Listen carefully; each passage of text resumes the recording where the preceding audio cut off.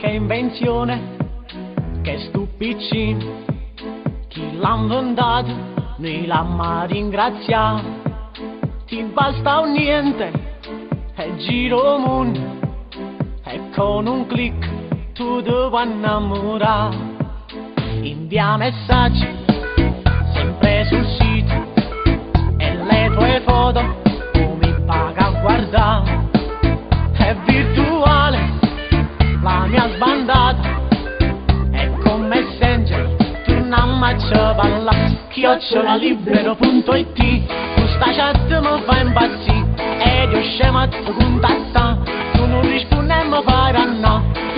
@libero.it, ya rispondi non fa così, solo un minuto da già parlare e di da gamma da già guardare.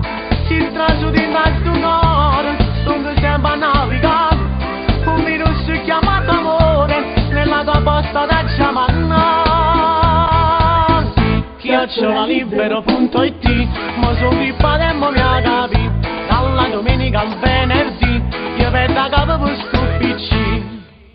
L'ho raccontato pure agli amici e m'hanno detto, mo virerà fornì. Ho litigato pure con mamma, ma detto senti, sta spina vuoi staccare. @libero.it, questa chat mi fa impazzire ed io scemo a te contatta, tu non rispondi e mi fai no. @libero.it, ya rispondi non fa così, solo un minuto da già parlare e di da gamma da già guardare. Si trasu di nasto un'ora, dove sempre a navigare, un virus chiamato amore, nella tua posta da già mannare. @libero.it, ma sono rippato e mo mi ha capito, dalla domenica al venerdì, io vedo a capo per sto PC.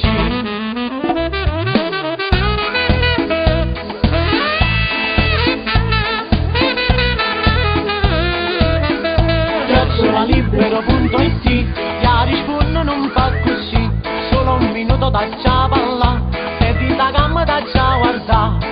Si trasu di nasto un'ora, dove sempre a navigare, un virus chiamato amore, nella tua posta da già mannare.